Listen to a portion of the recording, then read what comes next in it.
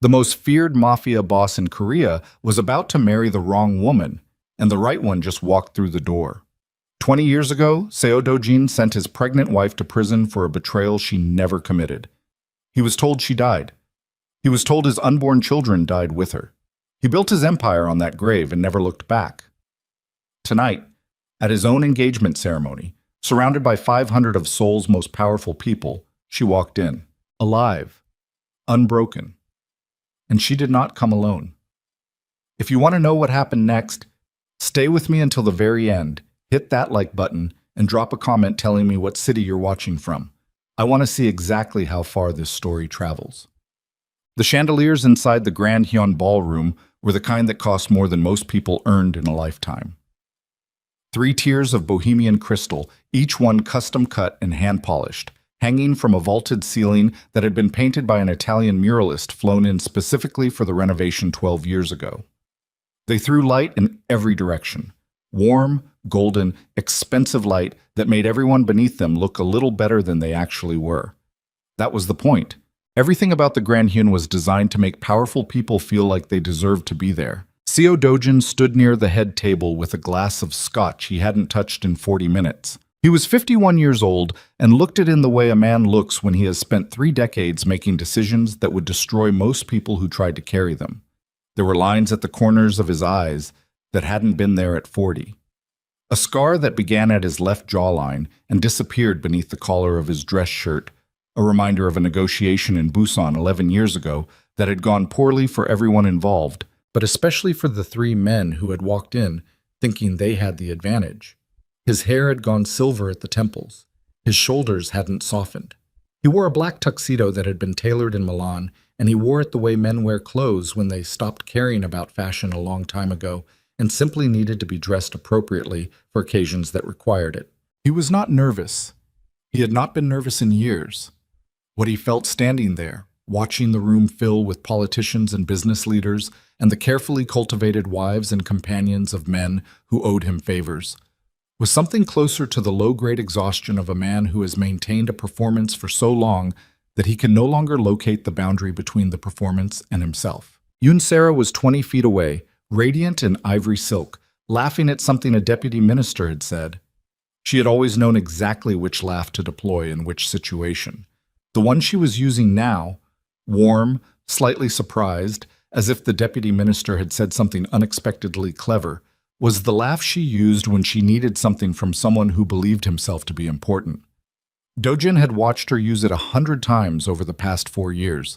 He recognized it the same way he recognized the particular silence in a room when someone had just been threatened. He took a sip of the scotch. It was a good scotch, 25-year Macallan, poured by a sommelier who had been briefed not to let his glass go empty. The taste registered and moved through him without effect. Everything tonight registered and moved through him without effect. The flowers, white peonies and dark orchids arranged in centerpieces that reached nearly to eye level.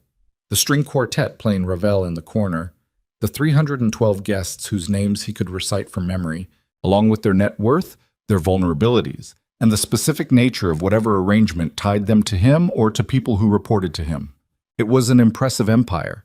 He had built it from almost nothing, from the wreckage of a family that had left him nothing useful except a name that meant something in the wrong parts of the city, and the particular quality of ruthlessness that develops in a boy who learns early that the world will not give him anything he does not take. He had taken a great deal. And he had protected what he took with a consistency and ferocity that had, over 30 years, made his name into something that operated like a physical force in certain rooms. Men did not raise their voices when Seo Do-jin was present unless they wanted to find out what it cost. He was thinking about none of this. He was thinking, as he sometimes did in unguarded moments, about a particular morning in the apartment he had kept in Mapo-gu 21 years ago. A third-floor walk-up with windows that faced east and a kitchen that smelled of garlic and sesame oil. He had come home at 4 in the morning from something he couldn't remember anymore, some errand or obligation that had consumed the night, and she had been awake at the kitchen table with a cup of tea and a financial document spread out in front of her, annotating it in red pen with the focused precision she brought to everything that required her full attention. She had looked up when he came in, and her expression had been not disapproving, Not the worried expression he sometimes expected, but simply present, simply glad he was there. He had stood in the doorway for a moment before she said anything. There had been a particular quality to that silence that he had never found again in any room, in any country, in any conversation since. "You're late," she had said, and her voice had carried that particular texture. Not American exactly, but shaped by American cadences, English that had grown up alongside something else, something older. "I saved you food." He didn't know why that memory arrived on nights like this one. It arrived anyway. He set the scotch glass down. Cha Hyun-seok materialized at his elbow with the quiet efficiency of a man who had spent 15 years learning how to appear exactly when required and vanish exactly when not. He was 43, lean in the way of men who stay lean through discipline rather than genetics, with a quality of alert stillness that made him excellent at the function he served. He was Do-jin's underboss and had been for 8 years. He was loyal in the particular way that ambitious men are loyal, comprehensively, until the calculations changed. "Everything is on schedule," Hyun-seok said quietly. He didn't look at Do-jin directly. They rarely had conversations that required eye contact. "The Lim brothers arrived 10 minutes ago, seated at table 7. And Prosecutor Beck? Table 12. He came with his wife." Do-jin nodded. Prosecutor Beck's presence at his engagement ceremony was a statement, a public alignment. It would be noted by every person in the room who understood what it meant, and most of the people here understood exactly what it meant. "Sarah wants to begin the formal toasts at 9, Hyun-seok added. "She can begin them at 9. Hyun-seok nodded and started to drift back. Then he stopped. Something in the quality of his stillness changed. The almost imperceptible shift of a man whose attention has been redirected by something he did not expect. Do-jin followed his gaze. The ballroom doors were open. They had been open all evening, wide and welcoming, flanked by 2 members of the hotel's event staff in dark jackets. People had been moving through them in a steady stream since 7 o'clock. But the doors had just opened again. And the room, not all at once, but in a wave that began at the back and moved forward, a wave of small silences and diverted gazes and the particular quality of held breath that spreads through a crowd when something has entered that does not belong. The room began to change. Do-jin did not move. She walked in without hurrying. She was wearing a black silk gown that fell to the floor and covered her shoulders, and was absolutely devoid of ornamentation, and the effect was not simplicity. The effect was the deliberate elegance of a woman who understood that some entrances do not require decoration. She was in her mid-40s. She moved through the room the way she had always moved, with the particular quality of physical certainty that belongs to people who have, at some point in their lives, had everything taken from them and survived it and rebuilt themselves from something that the taking could not reach. Her skin caught the crystal light. Her head was up. She was not looking at the crowd. She was looking at him. Beside her, one on each side, close but not holding her, with the particular looseness of young men who have been raised to be self-possessed, were 2 boys. Not boys. Men. 19 years old. They were tall, both of them, with the physical configuration of young men who had grown into themselves recently and were still in the process of understanding what their bodies could do. One wore a dark suit that fit him perfectly. The other wore the same suit, slightly differently arranged. They were identical in the particular way of twins, not just in feature, but in the quality of their attention, the angle at which they held themselves, the focused alertness of 2 people who have spent their entire lives occupying space alongside someone who understood them completely. They looked like her. They also looked like him. Seo Do-jin felt something happen in his chest that had no name in any language he spoke. It was not quite pain. It was not quite fear. It was the sensation, sudden, total, without warning, of a structure he had spent 20 years building, being struck at its deepest foundation by something he had told himself no longer existed. The room had gone almost entirely quiet. Sarah had turned. He could see her in his peripheral vision, could see the exact moment she registered what she was looking at, the way the warmth drained from her expression and was replaced by something cold and carefully controlled. Her hand had stopped moving. The deputy minister she had been charming was looking at the door with the same expression everyone else in the room wore, uncertain, attentive, trying to understand what was happening. Imani Brooks crossed the ballroom floor with 240 eyes following her. and stopped 10 feet from Seo Dojin. Up close she was, he could not find the word. Changed, not diminished, changed the way materials change when they have been subjected to extreme pressure and heat. Not weakened, but altered into something with different properties. Her face was the face he had last seen across a courtroom floor 20 years ago, contorted with something he had told himself then was guilt. He understood now, with the clarity of a man looking at what he had refused to see, that the expression on her face that day had been something else entirely. She didn't say anything immediately. She stood there and let the silence do its work. Then, Dojin. 2 syllables. His name in her voice with its particular American-shaped music, for the first time in 20 years. He said nothing. I think, she said without raising her voice. She did not need to raise her voice. The room was that quiet. We have some things to discuss. Atsen. Her name, 21 years ago, had been Amani Brooks Seo. The Brooks was from her father's family in Atlanta. The Seo was from the man she had married in a private ceremony in the Mapo-gu apartment with Hyun Seok as one of 2 witnesses and a civil registrar who had been paid for his discretion. She had been 24.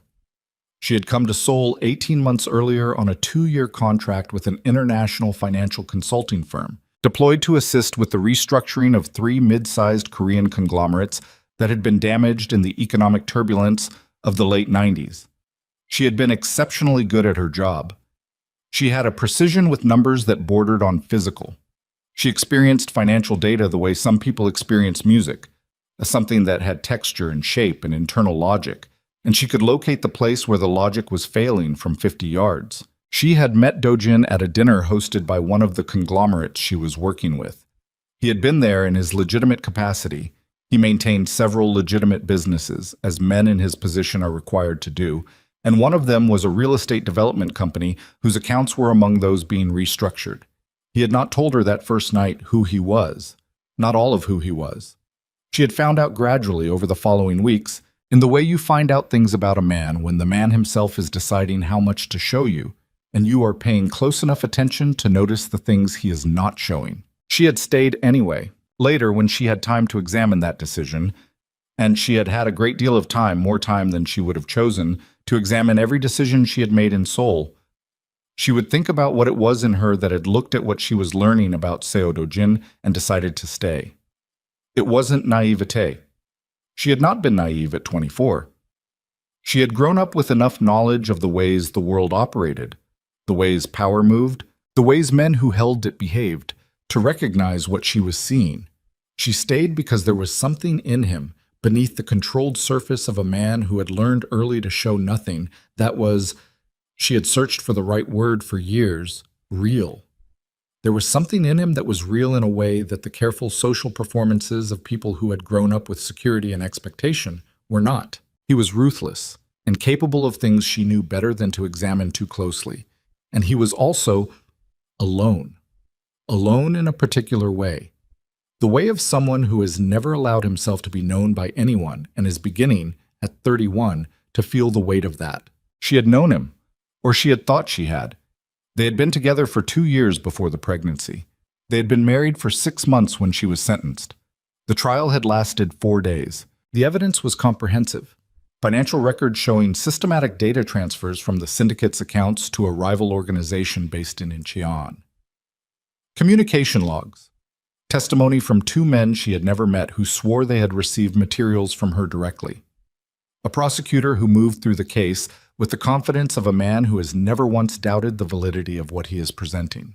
Dojin had not looked at her during the trial. He had sat, she would remember this for 20 years, in the gallery behind the prosecution's table, in a dark suit with his hands flat on his thighs, and he had not looked at her once, not when the evidence was presented, not when the prosecutor described in clinical language how the woman who had married into the syndicate had used her financial expertise to systematically dismantle its security from the inside. Not when the verdict was read. She had looked at him. The entire trial, 4 days, every time she was not required to look at someone else. She had looked at him, searching for something. Some sign that he was looking for the same truth she was looking for, that he did not quite believe it, that his certainty had a crack in it somewhere. There was no crack. She was sentenced to 7 years. She was pregnant. She was 27 years old, and the man who had put her there sat in the gallery behind the prosecution's table and watched it happen and did not look at her once. The twins had been born inside the facility. A doctor, she would not say his name, not here, not ever in a public context, because he deserved the protection of his privacy, had recognized what was happening to a pregnant woman in the 3rd trimester who was under the level of stress Amani was under, and he had made choices that cost him a great deal, and had, in doing so, made the rest of this story possible. He had helped her through the delivery. He had helped her through what came after. And when a particular sequence of events created a narrow window, he had helped her and her sons through that window and closed it behind them. She had been told, afterward, that the official report listed all 3 of them as deceased. A hemorrhage, a complication. Clean, verifiable, documented. Dojin had believed it. She had spent 2 years simply surviving, moving, staying small, keeping her sons alive in circumstances that required the kind of focused problem-solving that does not leave room for anything that is not immediately necessary. Then 5 years of beginning to rebuild. Then 10 years of careful, methodical, patient work, gathering, documenting, verifying, cross-referencing, building a case out of materials that had been designed never to be found. She had not hired investigators. She had done it herself. She was, after all, exceptionally good at finding the place where the logic was failing. The hotel manager appeared at the edge of the crowd with the particular expression of a man whose evening has become something for which he was not compensated and does not know how to address. 2 of Dojin's personal security team had materialized near the entrance, not approaching, but present, a containment perimeter that was waiting for direction. Dojin had not given them direction. He had not moved. The twins stood on either side of their mother with the particular quality of young men who are in a situation they have been prepared for and are discovering that preparation is not the same as readiness. The one on the left, he would learn later that this was Micah, had his jaw set in a way that came directly from his mother's jaw when she was deciding something. The one on the right, Malik, was watching Dojin with an expression that was a controlled version of something much more turbulent, and the control itself was something Dojin recognized, with a shock of something close to grief, as his own. He had given them that specific quality of containing what you feel because the room cannot be permitted to see it. He had given it to them without ever being present to give it. Sarah had moved. She was 4 feet away now, at his left shoulder, close enough that he could hear the careful measure of her breathing. She had put on an expression, composed, cold, the expression of a woman who has encountered a complication and is processing it. "Security," she said quietly, not quite to him. "Don't," he said. The word came out with enough weight to stop whatever she had been about to set in motion. Amani's gaze moved to Sarah. It was not a long look. It was the look of a woman who has been studying her subject for many years and sees no new information in what is in front of her. "Yun Sarah," Amani said. It was not a greeting. Sarah's expression did not shift. "I don't know who you are." "Yes, you do." The string quartet had stopped playing. No one in the room was pretending to have a conversation. 312 people were absolutely still. Amani looked back at Dojin. "We're not doing this here," she said. "Not in front of all these people. Not tonight. I'm not here for a scene." She paused. "I'm here so that you know that we exist. That's all. Tonight." She looked at him for one more moment, the particular quality of a look that contains everything and shows nothing except the fact that it contains everything. "We'll talk." Then she turned without hurrying, and she and her sons walked back through the ballroom the same way they had come in. The crowd parted for them. No one said anything. The doors closed. Dojin stood where he was for 4 more seconds. He was aware of the room. He was aware of Se-Ra behind him and Hyun-seok somewhere to his left, and 500 eyes making calculations about what they had just seen. He was aware of all of this in the way you are aware of peripheral details when the center of your attention has been completely occupied by a single fact. She was alive. His sons were alive. 20 years of architecture. The version of events he had inhabited. The grief he had processed and folded away. The particular story he told himself about what had happened in his marriage and why was not falling apart. It was already apart. It had already been apart. He was only now standing in the space where the structure used to be, looking at the open air. He picked up the scotch glass from the table beside him, set it back down without drinking from it. Hyun-seok was at his shoulder. "Dojin?" "Clear the press section," Dojin said.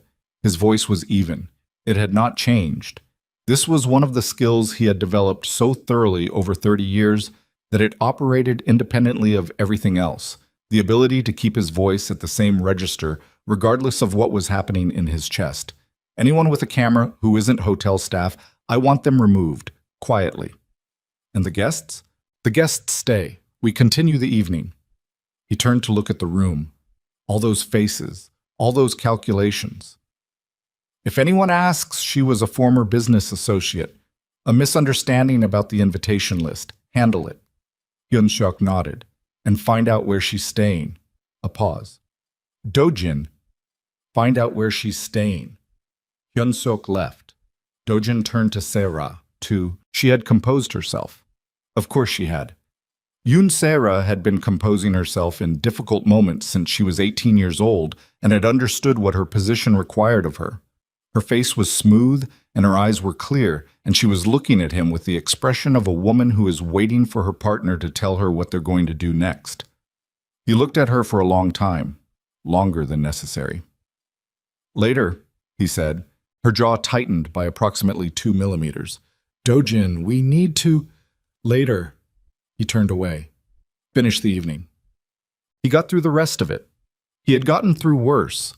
He had sat through meetings where the man across the table from him intended to have him killed before the meeting was over, and he had gotten through those by maintaining the particular discipline of staying entirely in the present moment. Not in what had already happened, not in what was about to happen, but in the specific texture of the now, the immediate, the manageable. He accepted toasts. He said the correct words.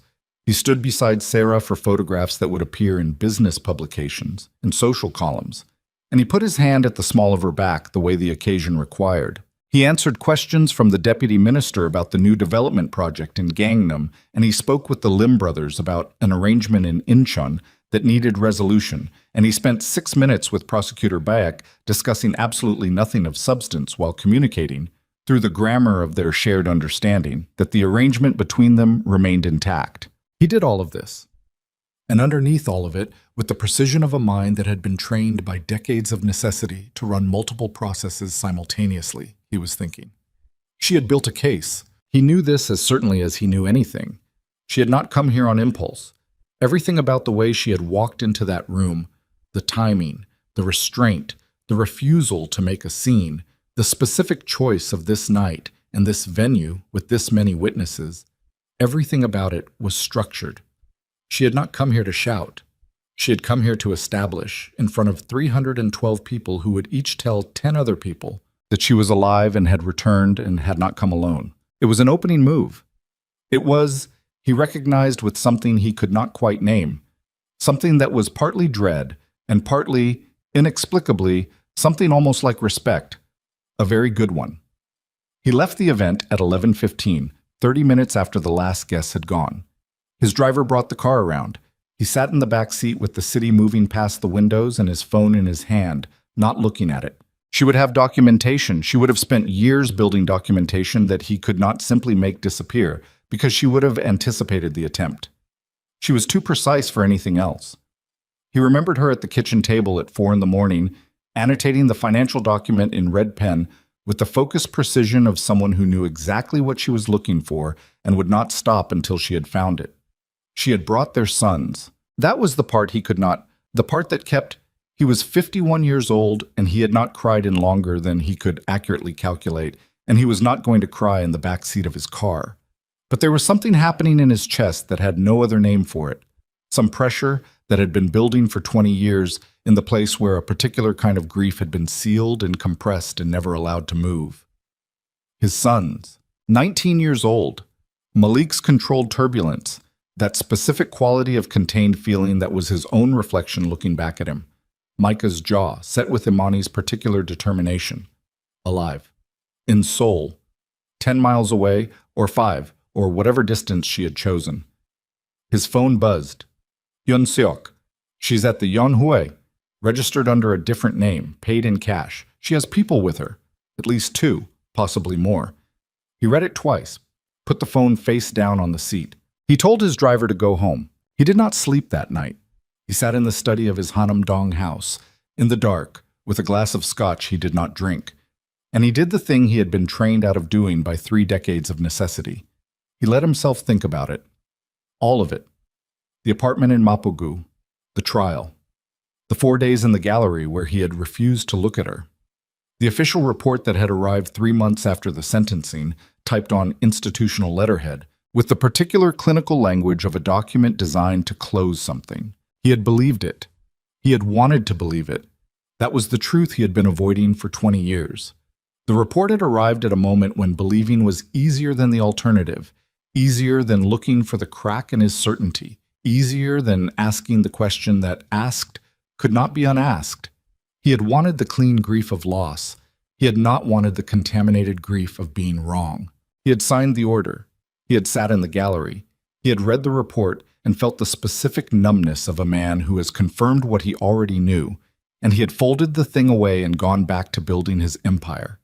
And she had been alive, raising their sons, in some city, in some apartment, on some ordinary morning when he was here in Seoul attending to his empire and believing himself to be a man who had suffered a great loss and survived it. He sat in the dark for a long time. At 2:30 in the morning, his phone buzzed again. An unknown number. A message containing nothing except an address, a time, 8 a.m., and 4 words. Come alone. No security. He looked at the message. Outside, the city was doing what cities do in the last hours before dawn, settling into the particular quiet of the almost still, a quiet that is not peaceful but simply exhausted, the quiet of something that has been in motion too long and has briefly, only briefly, stopped. He put the phone down. He would go. He already knew he would go.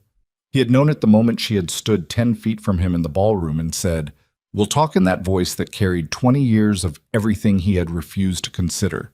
He would go because whatever she had built, whatever documentation, whatever case, whatever version of the truth she was prepared to present, he needed to look at it.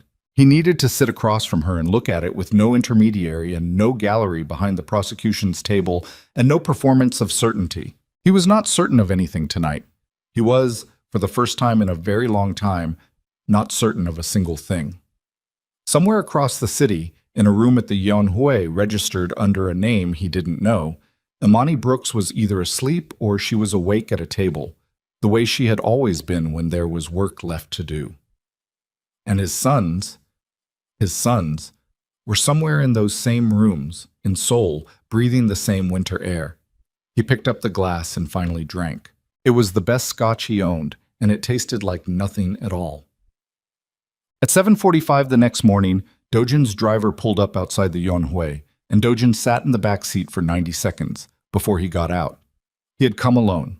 He had not told Hyun-seok where he was going. He had left his personal security detail at the house, which was something he had not done in 11 years, not since a situation in Busan that had reminded him permanently of the consequences of operating without protection. He got out anyway. The Yeonhue was a small hotel in the Yeonhue-dong neighborhood, not luxurious, not cheap, with the particular anonymity of a place where people go when they don't want to be found.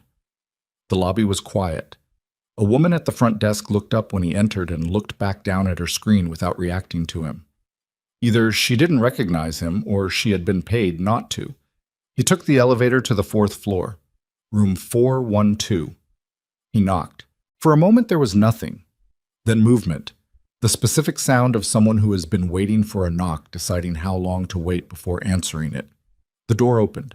Imani stood in the doorway in dark slacks and a white shirt, her hair pulled back, a coffee cup in her hand.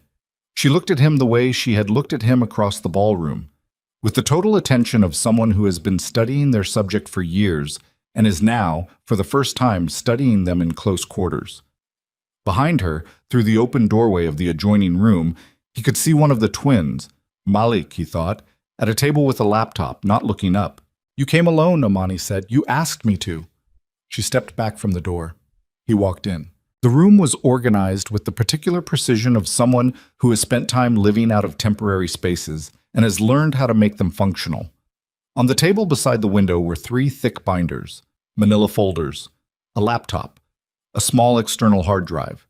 She had been building this, whatever this was, for a long time, and she had brought the physical evidence with her.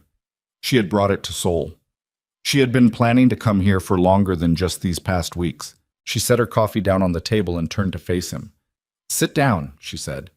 He looked at her for a moment, then he sat. She remained standing. She opened the first binder. 20 years ago, she began, with the precision of a woman who has rehearsed this presentation not because she is performing it, but because she has lived with these facts for so long that they have taken on the quality of structure. "Someone gave you documents that proved I had been leaking your financial network to the Incheon organization. I want you to tell me what you remember about those documents. Specifically, where you received them, who gave them to you, and how quickly the evidence came together."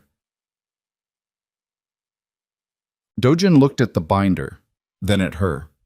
"Amani, I'm not asking for an apology right now," she said. "I'm asking for information. Tell me what you remember." He was quiet for a moment. Then he began to talk. And outside, through the 4th-floor window, Seoul was waking up gray and cold under a winter sky, moving through its ordinary morning with no knowledge of what was being laid out on the table in room 412 of the Yeonhue. No knowledge that in this small room, in this ordinary building, a man who had built an empire on a lie was sitting across from the woman the lie had been built upon, and she was opening the first of 3 binders. And the account she was about to render was 20 years in the making. And in the adjoining room, Malik closed his laptop and sat very still, listening. He had not spoken about this to anyone, not once, not in 20 years, not to Hyun Seok, not to the men who had served him long enough to know the outline of what had happened, not to Se-ra, who had been present for enough of it to know better than to ask. The version of events that existed in his organization was the version he had allowed to exist. Clean, final, closed. His wife had betrayed him. She had died. He had grieved in the particular private way of men who do not grieve publicly and had moved forward. That was the story. It had the quality of fact because he had never permitted anyone to question it. Now he sat across from Amani in room 412 of the Yeonhue, and she was asking him to dismantle it piece by piece, and he found, to his own controlled alarm, that he could not locate a reason to refuse. "The documents came through Hyun Seok," he said. His voice was even. "He brought them to me on a Thursday. I remember the day because I had just come back from a meeting in Busan that had run 3 days long, and I was tired. I wasn't thinking clearly." He paused. He had a full package. Financial transfer records, communication logs, timestamps. 2 witnesses who had provided signed statements. Imani had opened the first binder and was not looking at him. She was looking at the pages. "Did you verify the witnesses yourself?" "I had them verified." "By whom?" A beat. "Hyun Seok." She turned a page without reacting. "And the financial records? Did you have your own forensic accountant look at them, or did you use the analysis that came with the package?" He said nothing. She looked up.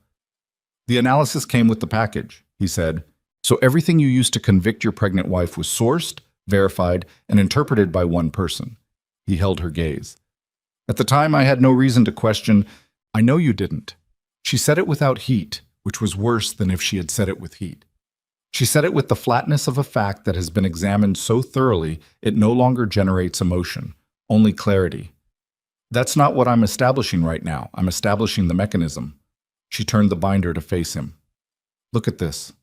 He leaned forward. The page showed a financial transfer record. He recognized the format. The same format that had been in the package 20 years ago, the same institutional headers, the same column structure. But there were 2 columns side by side. One was labeled Original, one was labeled Source Document. The numbers were different, not dramatically. 3 digits transposed in an account number. A date stamp that had been moved by 4 days. Small corruptions, the kind that would be invisible to anyone who was not looking for them, who had no reason to suspect they needed to look. "Where did you get the source document?" he said. "From the Incheon organization." He looked up sharply. "They don't exist anymore," Amani said. The organization that Seira supposedly caught me leaking to. They dissolved 6 years ago. When they dissolved, their records became available through channels I'm not going to specify. She turned another page. The Inchin organization never received the information those documents claimed they received, because the transfer never happened. The records were fabricated. She paused. Specifically, they were fabricated by someone with access to your organization's internal financial architecture. Someone who knew exactly what the records needed to look like. Someone who understood your verification protocols well enough to know they would hold if no one looked too closely. Dojin sat very still. Seira, he said. She had access, Amani said. You gave it to her. She was running the Gangnam operations accounts at the time. You trusted her because she'd been with the organization for 3 years and she was efficient and she wanted to be more than she was. And you thought giving her access was a controlled way to let her prove herself. She looked at him steadily. She used it. He stood up. He didn't go anywhere. He stood up because he needed to not be sitting, because what was happening in his body required more space than a seated posture could contain. He walked to the window. Outside, the street was moving through its ordinary morning. A woman with a bag of groceries, 2 men in work jackets having a conversation, a delivery truck idling at the corner. The ordinary machinery of a city that did not know or care what was being dismantled in a 4th-floor room above it. The witnesses, he said, without turning. Paid. I have the payment records. The prosecutor. Also paid. He retired 4 years after your trial. He has a house in Jeju that he paid cash for on a public servant's salary. A pause. I have the transaction. He stood at the window. Behind him, he heard Amani close the binder. He heard her pick up her coffee cup. He heard, from the adjoining room, the specific silence of someone who has stopped moving because the conversation next door has reached a point that requires stillness. He turned around. How long have you been building this? He said. 15 years of active collection. 5 years before that, just surviving. She looked at him without hostility and without warmth, with the specific quality of attention she had always brought to problems that required her full capacity. I didn't come back to destroy you, Dojin. I want you to understand that before anything else. I came back because my sons are 19 years old and they have a right to know who their father is. I came back because the people who did this are still operating, and I came back because... She stopped. Something moved across her face, brief, controlled, but there. Because carrying it alone for 20 years is enough. The adjoining door opened. Malik stood in the doorway. He was in jeans and a dark sweatshirt, and he was looking at Dojin with an expression that was not hostile and not warm, and not anything Dojin could easily categorize, except that it was evaluating. It was the expression of a young man who is deciding something, actively, while standing still. Dojin looked at his son. His son looked at him. She told us about you, Malik said. She told us everything, not to make us hate you. He paused, choosing his words with care. She told us so we wouldn't build a story about you that wasn't true, good or bad. He looked at Imani briefly, then back. We know what you did. We know why you did it. We know you were wrong. A beat. What we don't know is what you're going to do now. Dojin had no answer. Malik held his gaze for 3 more seconds, then went back into the adjoining room and closed the door. Sira called at 9:17. Dojin was still at the Yeonhui. He had been there for 90 minutes and had looked through 2 of the 3 binders and had not reached the end of either of them because there was simply a great deal of material.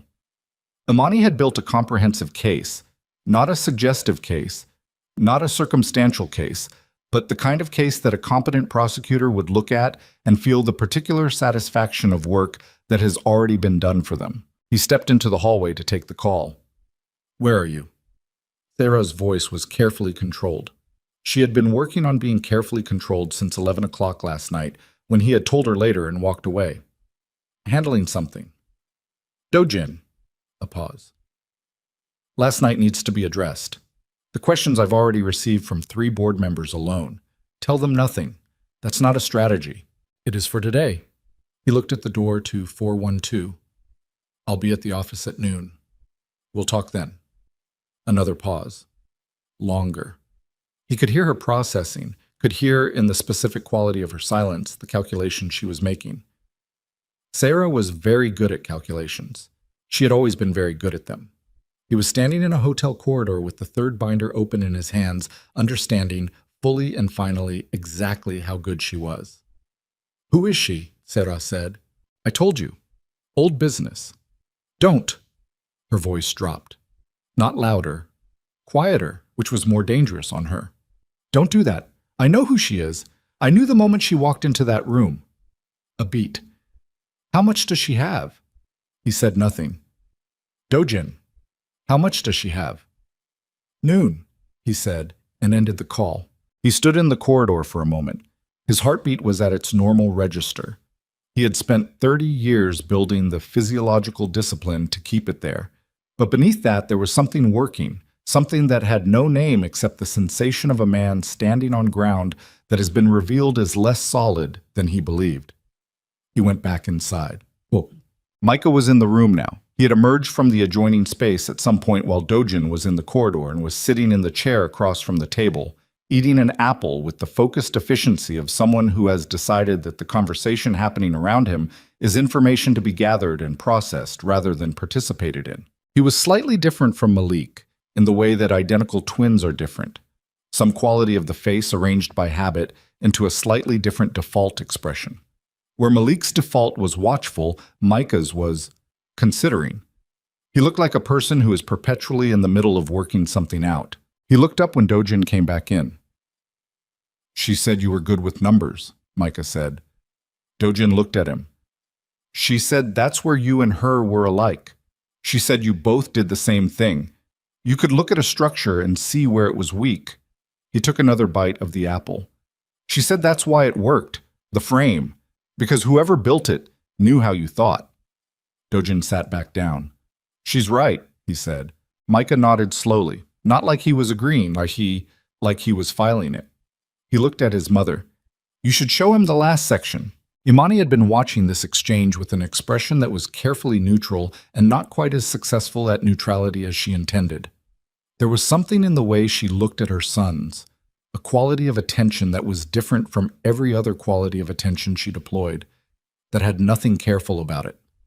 It was the look of someone who has kept two people alive for 19 years through an effort that cost everything available, and is now watching them operate in the world, and feels the specific feeling of that. She opened the third binder. "This is the section you won't want to see," she said. "Show me anyway." She turned it to face him. The last section of the third binder was not about Sarah. It was about Hyun Seok. He went through it slowly. Imani sat across from him and let him go through it without commentary, which was its own kind of precision. She understood that this particular information needed to be received without narration. Hyun Seok had not simply been the delivery mechanism for the forged documents. He had known. He had known from the beginning because Sarah had not been working alone. The arrangement between them had begun 2 years before Imani's arrest, in the particular way of arrangements that begin with mutual advantage and calcify into something that cannot be exited without cost. Sarah had needed someone inside the organization's operational core to make the forgeries credible. Hyun Seok had needed something from Sarah that the documents did not specify, but that the financial records strongly implied: a payment, received in 3 installments, through an account registered to a shell company in Singapore. He had been bought. For 20 years he had stood at Dojin's shoulder, at his elbow, at his back, in every room that required the presence of someone he trusted. And he had known. He had known that Imani was alive, at least for the first years, because the death report had required his signature as the organizational representative confirming receipt. He had signed it knowing. Dojin set the binder down. He did not speak for a long moment. "There's more," Imani said quietly. "Give me a minute." She gave him a minute. The room was very quiet. Outside, a car horn, the distant sound of a delivery elevator, ordinary city noise moving through the window like weather. Cha Hyun Seok. 15 years as his underboss. 8 years in the specific role of the man he trusted most inside his organization. The man who had been with him in Busan when the situation went poorly and had pulled him out of it. The man who stood at his shoulder at events like last night's and handled the logistics of his life with the silent efficiency of someone who had made himself indispensable because indispensability was a form of protection. More, Dojin said. Imani turned to the last pages. The most recent entries were dated 14 months ago. Hyun-seok had been in contact with Sarah, which was not unusual, they worked together, but the nature of the contact was not professional. The messages, recovered from a device that had been disposed of but not carefully enough, discussed a contingency. A protocol, in the language of men who have spent their careers speaking around what they mean. The contingency was specifically triggered by the event of Dojin discovering the truth about Imani's case. The protocol was not complicated. It involved the twins. Dojin went very still. "When did you find this?" he said. 14 months ago. "And you came anyway?" "I came because I've spent 14 months making sure that if anything happens to Micah or Malik, every piece of documentation in these binders goes simultaneously to 6 prosecutors across 3 jurisdictions, 3 international journalists, and the Financial Crimes Division of an organization I'm not going to name." She looked at him without blinking. "Anyone who touches my sons touches the trigger." He looked at her for a long moment. "You should have come to me first," he said. "Before last night. Before the hotel. You should have—" "I did not trust you," she said simply. "I needed you to see the evidence in circumstances where you could not make it disappear before you'd looked at it. Last night was controlled exposure. This morning is the actual conversation." She folded her hands on the table. "I still don't fully trust you. I want you to know that. I'm not here because I believe you're a good man. I'm here because you are their father, and because the people who did this are still walking free inside your organization, and you're the only one in a position to do anything about it." Micah had put down the apple. Malik was in the doorway again. Dojin looked at his sons. Both of them. Together. He thought about the contingency. The protocol. He thought about Hyun-seok standing at his elbow last night, watching Imani walk into the ballroom, watching the twins, and calculating. Making calculations with the practiced speed of a man who has been making this particular calculation in the background for 14 months, waiting to see if it would ever become necessary. "He knows you're here," Dojin said. "He knows I was at the hotel last night," Imani said. "He doesn't know about this room." "He will by noon." "Yes," she said, "which is why we need to decide right now what you're going to do." Dojin stood up again. He walked to the window again. The street below was the same street, same ordinary morning, same machinery of the city that did not know or care. He was 51 years old, and he was standing in a hotel room with the woman he had sent to prison for a crime she did not commit. And his sons were watching him from across the room, and somewhere across the city, the man who had made it all possible was standing at a desk, or in a corridor, or in a meeting, moving through his morning as if the ground beneath him was solid. "The engagement," Dojin said. "That's your decision. Sarah knows you have this. She knows I have something. She doesn't know how much. She'll move fast once she does." "Yes," Imani said. "She will." He turned from the window. He looked at Malik first, then Micah. His sons, 19 years old, alive in soul because a doctor had made a choice 20 years ago, and their mother had made 1,000 choices after that, each one more difficult than the last, in service of keeping them in the world. He looked at Imani. "I need 48 hours, he said. "To do what?" "To position things so that when this breaks, it breaks the way you want it to break, and not the way Sarah wants it to break." He paused. "I have people in the organization who are clean, not many. Enough. I need to move them into positions where they can't be used against us when Hyun-seok realizes what's happening." Imani was quiet for a moment. "You said us," Micah said from across the room. Dojin looked at him. "Yes, you don't get to do that yet," Malik said. His voice was even, not cruel, even in the way of someone who is being precise. "You don't get to say us like it means something yet. You have to earn that." Dojin held his gaze. "I know," he said. Malik looked at him for a long moment. Then he looked at his mother. Imani was watching Dojin with the expression of a woman who is making a calculation that she has been building toward for 20 years, and has now arrived at the moment of execution. She had given him the evidence. She had given him the truth. She was not giving him her trust. She had said that clearly, and she meant it. But she gave him something. 48 hours, she said. And Dojin, she waited until he looked at her directly. If Hyun Seok or anyone else gets near my sons during those 48 hours, the triggers go. Understood. I want to hear you say it. If anyone gets near your sons, he said, I will pull the triggers myself. Outside, a cloud moved across the winter sun, and the room dimmed briefly, gray light replacing the pale gold that had been coming through the window. And in that moment, the four of them existed in the same space in a way that had no precedent and no map, bound by damage and blood, and 20 years of the particular distance that is created when the truth is buried alive and left to breathe in the dark. Then Dojin picked up his jacket from the back of the chair. He looked at his sons one more time. He walked to the door.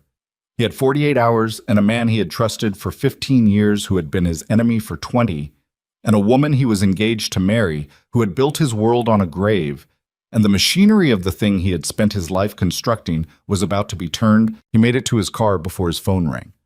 Not Sarah, not Hyun Suk. The number on the screen was one he had assigned to a man named Park Tae-won, a forensic accountant who had worked inside the organization's financial division for 11 years, and who was, as far as Dojin had been able to determine over the course of those 11 years, genuinely clean. Not clean in the way of men who simply hadn't been offered the right price yet. Clean in the more durable way, the way of someone who understood exactly what surrounded him and had made a private decision, early, about the kind of man he intended to remain. Taewon was one of the people Dojin had been thinking about when he told Amani he needed 48 hours. He answered. Tell me you're not at the office, Taewon said. His voice was tight in a way it had never been in 11 years of careful professional distance. I'm not at the office. I'm in my car in Yeonhwae-dong. A breath. Don't go to the office. Dojin went still. Talk. Hyun Seok called an emergency session this morning, 45 minutes ago. Senior operational staff only. I was not included, which is how I know something is wrong because I handle the accounts for 2 of the 3 people in that meeting, and there is no operational reason to exclude me. A pause. He also pulled the security rotation for your personal detail. All 4 men on your primary team have been reassigned to facility protection as of 6 this morning. Dojin looked out the windshield at the empty street. He moved fast, he said, mostly to himself. There's more.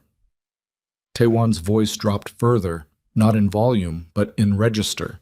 The drop of a man who is saying something he wishes he did not have to say. The woman from last night, the one who came into the ballroom. Someone ran her travel records this morning, her hotel registration, her entry documents. A beat. I don't know who pulled it, but the request came from inside the building. When? Timestamp says 5:43 a.m. 5:43. 2 hours before Dojin had received Amani's message. Someone had been working before dawn. Taewon, Dojin said, go home. Take your family and go somewhere that isn't your home address and stay there until I contact you. Silence on the line. Then, how bad is this? Go home, Dojin said and ended the call. He sat in the car for 11 seconds. He counted them without meaning to, an old habit from situations where the seconds between information and action were the only resource available. Then he called Amani. She picked up on the second ring. Already? They ran your travel records this morning. Before 5 a.m., someone in the organization has your hotel registration. He kept his voice flat. You need to move. Now. Take the boys and... We're already moving, she said. And there was something in her voice, not calm exactly, but the particular quality of someone who has been moving through contingencies for so long that this one had already been anticipated. I booked a secondary location when I booked the Yeonhwae. We packed last night. He absorbed this.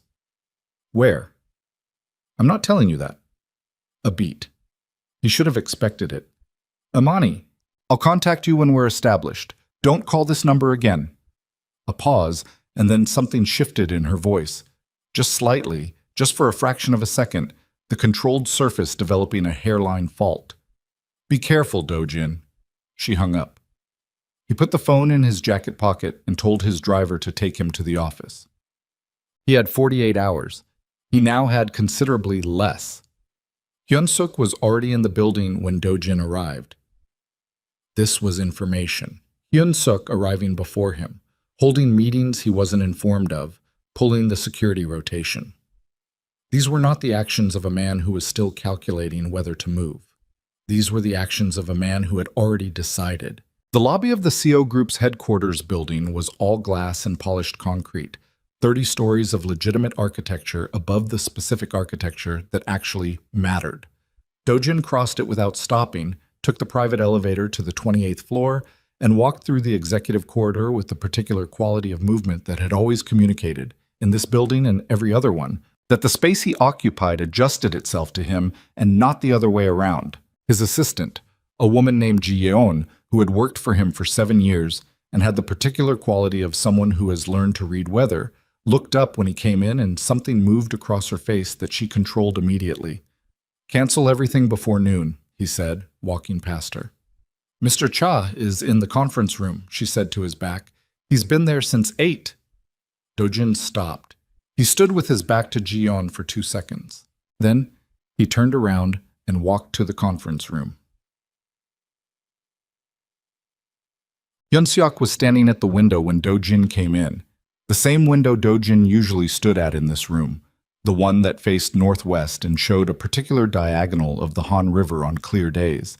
He was in a dark suit, and he was holding a coffee cup, and he turned when Do-jin entered with an expression that had been arranged very carefully. The arrangement was the problem.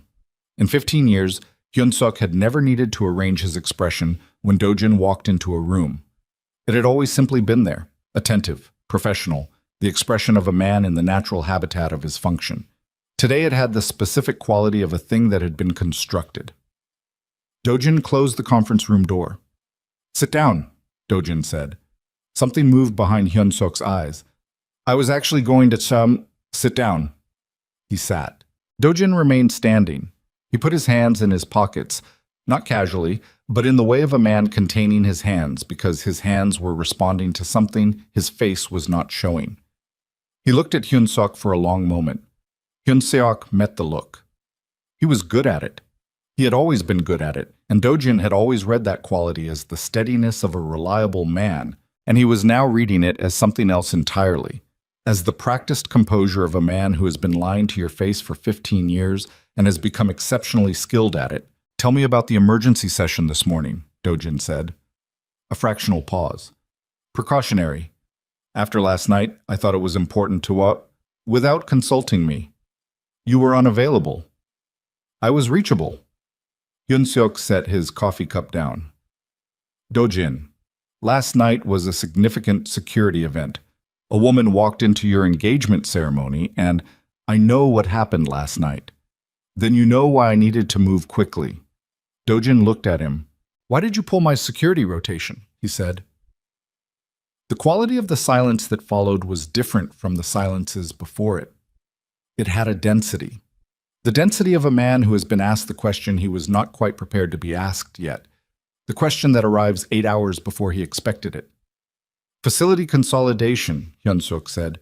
"Given the uncertainty of the situation, I thought it made more sense to—" "You pulled the 4 men closest to me," Do-jin said. "You assigned them to building security. You left me with no personal protection." He tilted his head slightly. "That's not facility consolidation. That's exposure." Hyun-seok was quiet. 15 years, Do-jin said. The words came out with a quality they had not had in any previous conversation, weighted with the specific information that had been laid in front of him in room 412 of the Yonhui. 15 years you've been at my shoulder. How long did you know she was alive?" The mask came down. Not all at once. Not dramatically. Came down the way things come down when they've been held up for a long time, and the energy required to maintain them finally runs out. Slowly, the constructed arrangement of the face releasing itself into something rawer, and in its own way, more honest. 3 years, Hyun-seok said. Do-jin had known it was coming. He had known since room 412 that this conversation would happen and roughly what it would contain. He had prepared for it in the way he prepared for every difficult conversation, by understanding in advance what he was going to hear and making a decision about how he intended to receive it. It hit him anyway. 3 years, Dojin said. A contact surfaced information. I verified it. I made a decision about whether to bring it to you, and I decided— You decided not to. Hyun-seok looked at him steadily. I decided that bringing it to you at that point would create a destabilizing event at a moment when the organization could not absorb destabilization. The organization, Dojin said softly. Yes. Not me. Not my sons. The organization. Hyun-seok was quiet for a moment. When he spoke again, his voice had changed, not louder, but stripped of the professional layer, arriving at something underneath that was less managed. Dojin, what you're building with that woman, what she's building against this organization, it will destroy everything. 30 years, everything you've constructed, everything the people in this organization have built their lives around. He leaned forward slightly. She doesn't want reconciliation. She wants to burn it down. And you are going to let her because you feel— What? Dojin said. What do I feel? Hyun-seok stopped. Tell me what I feel, Dojin said. Tell me what I feel, Hyun-seok, that is less important than the organization. The silence between them had a different quality now. Not the silence of a professional conversation pausing for emphasis, but the silence of two men who have been standing on opposite sides of a line that has only just become visible, looking at each other across it. She's going to bring it all down, Hyun-seok said. And you're going to let her because you're standing in a hotel room with two boys who look like you, and you feel guilty about something that happened 20 years ago and cannot be changed. I sent my innocent wife to prison. I sent her, Dojin said. I signed it. I sat in the gallery for 4 days and I did not look at her once because I did not want to look at her. Because looking at her would have required me to do what I did not want to do, which was to examine the evidence myself instead of accepting what you put in front of me. Hyun-seok said nothing. I want the Singapore account, Dojin said. All the blood left Hyun-seok's face. The shell company, Dojin said. The 3 installment payments. Sierra paid you in 2003 and 2004. And I want the account details. And I want to know every other arrangement you've had with her since then, because the documentation I've already seen is enough to put you in a room for the rest of your life. And what I'm offering you right now, in this moment, is the opportunity to give me everything before I stop offering it. Hyun-seok stood up. Don't, Dojin said. You're not going to— Sit down, Hyun-seok. You're not going to hand me to prosecutors. You hand me to prosecutors, half of what I know about this organization goes with me. His voice had found an edge now. The edge of a cornered man doing the calculation of what leverage he still has. 20 years, Dojin. I know everything. Every arrangement, every account, every name. You hand me over and you go down with me. Dojin looked at him. I know, he said. Hyun-seok blinked. I know what handing you over costs me, Dojin said. I've known it since 8 o'clock this morning. I've been sitting with it for 3 hours. He looked at Hyun-seok with an expression that Hyun-seok had never seen on him before. Not cold, not hard, not the particular controlled blankness that had always been the face Dojin showed the world at its most extreme. Something else. Something that had been buried under the controlled blankness for so long it had almost ceased to exist. I'm going to do it anyway. The door opened. Dojin had not heard anyone approach. He turned. Seira stood in the doorway. She was in a dark coat, still wearing the jewelry from last night, or some of it, the pearl earrings, the bracelet. Her hair was done. Her face was composed in the way it was always composed, and her eyes were moving between Dojin and Hyun-seok with the rapid intelligence of a woman reading a room and assembling what she finds there into a picture. She assembled it very quickly. He told you, she said. Not a question. She told me, Dojin said. Seira closed the door behind her. She moved into the room with the particular quality of someone who has decided on the other side of a door to stop performing. She sat down at the conference table, not in her usual seat, but at the head, in the chair that was Dojin's chair, and the choice was either unconscious or it was not. How much does she have? Seira said. Enough. Specifically, the forgeries, the payment records, the Incheon source documents. He watched her face. The prosecutor's property in Jeju, the communication logs from 14 months ago. Something happened in Sarah's expression at the last item. A contraction, quick and involuntary, that she controlled in under a second, but that he caught anyway. The contingency, Dojin said. Dojin? My sons, he said, and his voice on those two words had a quality that was new in this room and in every room. Stripped of the professional register, stripped of the controlled performance, arriving at something underneath that was not managed at all. You wrote a contingency for my sons. Sarah looked at him. She was very still. I wrote a contingency for the organization. My sons are 19 years old. Your sons are the heirs of an empire that... My sons are 19 years old, he said again, and the repetition was not for emphasis. It was because the sentence contained something he needed to say twice, needed to hear twice in this room in his own voice, because the reality of it was still, even now, even after the morning he had just had, still arriving in waves. Sarah stood up. She walked to the window, his window, the one with the Han River, and she stood with her back to the room for a moment. You were going to marry me, she said. Last night, before she walked in, you were going to marry me. You had decided, whatever you felt about it, whatever reservations... She stopped. You had decided. I had decided, he said. Yes. And now? And now I know what I'm standing in, he said. I know what I built this on. I know what you built it on. He looked at her back. I know what you were willing to do to my sons if the truth came out. She turned. Her face had changed. The composed surface was still there, but something underneath it had shifted. Not guilt, not remorse. Something harder than either.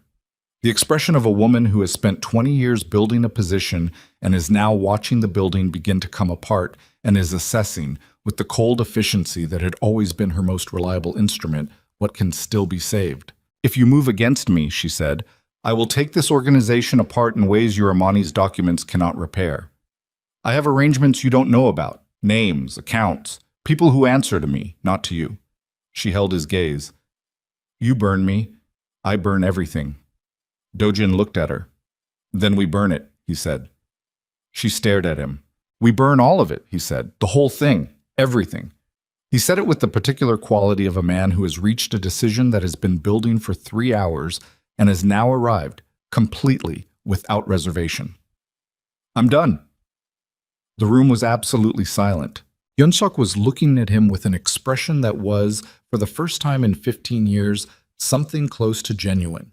Not the managed loyalty, not the professional composure, but the raw, unfiltered expression of a man who is watching something he did not believe possible happen in front of him and does not know what to do with it. Thera's expression was different. It was the expression of a woman running a calculation whose result keeps coming back wrong. Dojin's phone buzzed. He looked at it. Unknown number. One line. They found the second hotel. We're moving again. The boys are with me. Dojin. They have people on the street outside. At least 3. He read it twice. The 48 hours were gone. Whatever window had existed between the Yeonhwei and now had closed while he was in this conference room having this conversation. And Hyun-suk had not been slow, and Sarah had not been slow. And somewhere across Seoul, his sons were in a car with their mother being followed by men who had a contingency. He looked up from the phone. He looked at Sarah. He looked at Hyun-suk. He said nothing. He walked to the conference room door, opened it, and walked out into the corridor. And behind him, Sarah said his name once. Do-jin, in a voice that had, finally, lost its composure. And he did not stop, and he did not look back. And the decision that had been made in that room sat in his chest like something that had been there for 20 years waiting to be made, solid and irrevocable and too late, and also, for the first time in as long as he could remember, entirely, absolutely his own. He called Taewon from the elevator. 3 rings. 4. I told you to go home, Dojin said when he picked up. I didn't go home. Taewon's voice had the particular texture of a man who has made a decision he knows is going to cost him. I went to the office. I've been pulling records for the past 2 hours. Dojin, the Singapore account isn't the only one. There are 6 shell structures I can identify right now, probably more. Hyun-seok has been moving operational funds for at least 8 years. Not skimming, moving, repositioning, building a parallel financial architecture. The elevator opened on the lobby. Dojin crossed it without slowing. He was building an exit, Dojin said. Or a replacement, Taewon said. The structures are positioned for continuation, not escape. Whoever holds the access codes when the original organization falls apart inherits something functional. Dojin pushed through the glass doors into the winter air. His car was at the curb. His driver looked up. "Send me everything you have," Dojin said. "Every account, every structure, every name attached to any of it. Send it to an address. I'm going to text you and then Taiwan, then go home. Take your family. Do not come back to that building." He got in the car. "Where?" his driver said. Dojin was already texting Amani's secondary number, the one she had given him at the Yonhui before telling him not to call the first one. He typed the secure address Taewon should send to. Then he typed, "Where are you? How far ahead of them?" The response came in 40 seconds. "Moving south, Itaewon area. 3 vehicles behind us. We've confirmed 2. Micah is driving. I need you to understand something. If you're sending anyone to intercept us, if this is..." He typed back before she finished. "I'm coming to you. Send me your direction. I'm alone." A pause. Longer than 40 seconds this time. Then, "Southbound on Sowol Row, silver SUV." He told his driver. He found them 7 minutes later on a side street off Sowol Row, where Micah had pulled the silver SUV into the gap between a parked truck and the concrete wall of a parking structure. It was a good choice. The angle killed visibility from the main road in both directions. Dojin's driver pulled in behind them, and Dojin was out of the car before it fully stopped. Amani was out of the SUV at the same moment. They stood in the cold between the 2 vehicles, and she looked at him with the rapid evaluating attention of someone assessing whether the situation has changed for better or worse. "2 vehicles are still on Sowol Row," she said. "They parked when we turned off. They're waiting." "They're not going to move yet," Dojin said. "Not while it's daylight. Not with civilians around." He looked at the SUV. Through the windshield, he could see Micah in the driver's seat, jaw set, watching him. In the back, Malik had his phone out and was doing something with focused speed. "How long have you been mobile?" "Since 7:15, when you called. You had everything packed." "I told you. I had a secondary location." She looked at him with the expression that was not quite anything he had a clean name for. "Did you talk to Hyun Seok?" "Yes." "And Sarah?" "Yes." A beat. "How did that go?" "I told them I was done." He said it without drama, without the weight of a man announcing a transformation. He said it the way you report a fact that has already occurred. The organization, the engagement, all of it. "I told them we burn it." Amani looked at him for a moment. "That was before my sons were in a car being followed," she said. "Yes." "So now it's not just the organization at stake." "No." She absorbed this. Her breath was visible in the cold air, short, controlled. And she was doing the thing she had always done in situations that required it, the thing he had always found, even now, even after everything, extraordinary, which was to take the full weight of the situation and process it with a precision that did not reduce or simplify it, that looked at every part of it and then made a decision. "There's a gala tonight," she said. He looked at her. "Sarah's hosting it. She moved it from next week. I got the notification this morning through a source inside the event company. She moved it to tonight, which means she moved it the moment she understood what was happening." Amani reached into the SUV and pulled out a tablet. She turned it to face him. "It's at the Han Sung, politically connected guest list, media presence. She's not running. She's doubling down. She's going to walk into that room tonight with your organization's senior leadership and your political contacts, and she's going to position herself as the person who identified and contained a security threat before it could damage them." She paused. "She's going to make herself the story before I can." Dojin looked at the tablet. The gala announcement. The guest list Amani had pulled. Deputy ministers, board members, 3 people from the Financial Crimes Division who were on Sarah's payroll. "She's building a wall," he said. "She's building a narrative. Once that narrative is established in front of those witnesses, once she's the person who managed the crisis, my documentation becomes a disgruntled ex-wife's revenge case. Everything I've built for 15 years becomes about motive and credibility instead of evidence." Amani's voice was steady. The steadiness of someone who has thought about this specific scenario and is not surprised by it, only by the speed. She's going to bury us in the story before we can tell it. The back door of the SUV opened. Malik got out. He was holding his phone. He looked at Dojin, and something in his expression had shifted from the evaluating distance of the hotel room to something more immediate. Not warmer, but present in a different way. "I've been watching the two vehicles on Sowell Row through traffic cameras," he said. He turned the phone to show a split-screen feed. Two angles, both showing sedans parked with their engines running. "There are two men in each car. The plates are registered to a logistics company in Mapo-gu." He looked at Dojin. "The company is a shell. It's in the financial records my mother has. It's one of Hyun-seok's structures." Dojin looked at his son. "How did you access the traffic cameras?" he said. Malik looked back at him with an expression that was entirely his mother's. "That's not the relevant question right now." Micah had gotten out of the driver's seat. He was standing at the hood of the SUV with his arms crossed and his eyes on the entrance to the side street, watching the gap, the angle, the way a driver watches an exit. He had positioned himself between the road and the vehicles without appearing to. Dojin noticed this and felt the specific feeling of a man recognizing something of himself in a person he does not yet have the right to claim. "The gala is at 8, Amani said. "It's 2:15. We have less than 6 hours. She looked at Dojin. "I need to be in that room tonight. I need to present the evidence in front of those witnesses before Sarah can establish her version. And I need it to be irrefutable. Not just compelling, irrefutable." "I have more coming," Dojin said. "Taewon is sending the shell account structures, 6 additional entities. With what you already have, it covers everything." "How long until I have it?" "An hour. Maybe less." Amani nodded. She looked at her sons. Something moved between the three of them. Not words, not a gesture. Some communication that existed in a register Dojin could see but could not fully access. The communication of people who have been each other's entire world for 19 years. Then she looked back at Dojin. "You need to get us into that gala," she said. "Tonight." Getting them in was not the problem. Dojin had built the guest list for the original engagement event, which had been the template Sarah used when she consolidated the gala. His access to the Hansung's event management was direct.